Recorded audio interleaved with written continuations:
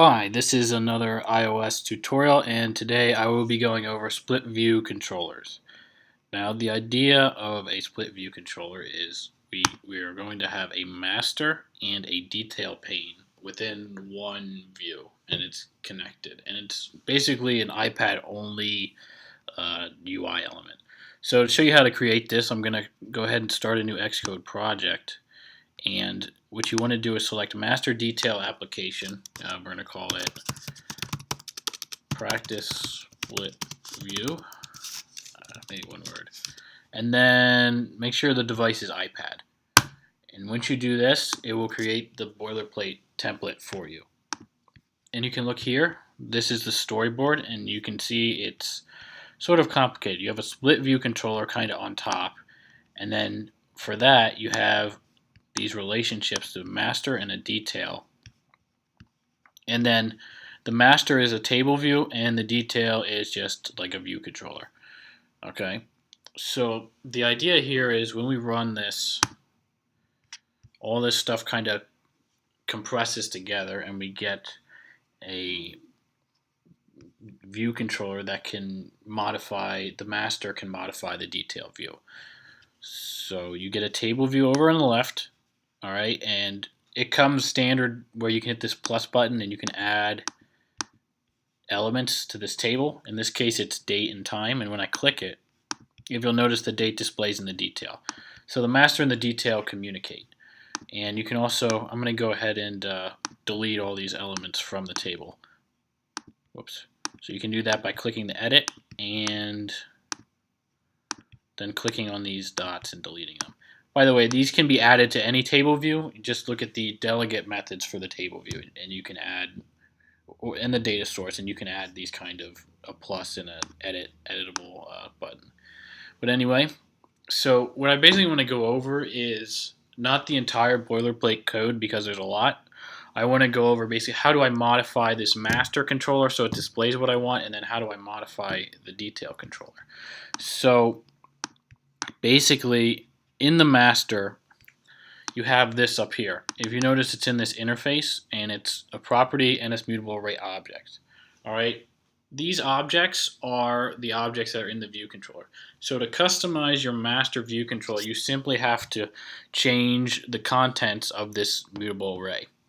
As you can see here, this is the default. If self.objects is nil, basically it hasn't been initialized yet, it creates a mutable array object, because remember, this is just a pointer. It doesn't have anything pointing to yet. And then from there, every time you hit the plus button, this activates and it inserts an object at index 0, and then it inserts the row at the index path. Okay, pretty simple. So if you wanted to just, for example, you're reading from another data source and you want to read things into your master view controller, you could just get rid of this method, and in view.load you would get the plist or the external file, and then one by one just add that to the mutable array using the techniques you can find in my arrays tutorial. Okay, and then from there, the other key is how do they pass data between each other. In other words, you got a master and you have a detail. So how does the master pass the date to the detail view controller? And that just takes place down here. So it first gets the index path, so it gets self.tableview index path selected row. And notice this isn't prepare for seg. I should mention that if you look at this prototype cell, it actually has a segue tied to it, and it's called the show detail, e.g. replace seg. So this is actually a little different. This has changed since the last update to Xcode. But basically what this does is these prototype cells, whenever you make a new cell, it has this seg in it. So whenever you click the cell, this seg activates, and this prepare for seg method activates. Obviously the seg has this identifier. You can go back and look at it. Show detail. And then here, first we get the destination view controller. A lot of the time you just do this, but since it's embedded in a navigation controller, and remember, navigation controllers work like stacks. So we have to get the controller on top of the stack because that's the one that's going to display, and that is simply the top view controller. So first we get the destination view controller, which is actually going to return a navigation view controller, and then we get the top view of that navigation controller.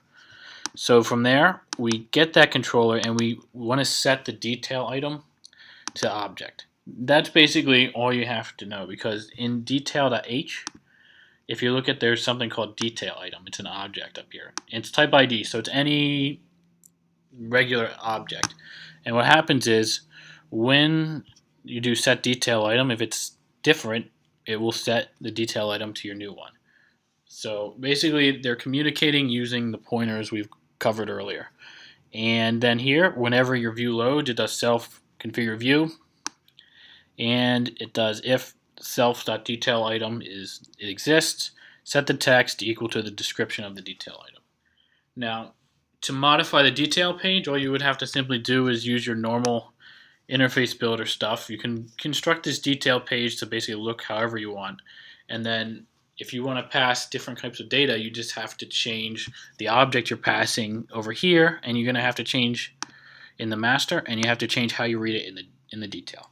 But I think at least this gives you a general overview of how to modify and use a split view controller without getting into too much of the weeds here. So that's going to be the end for this iOS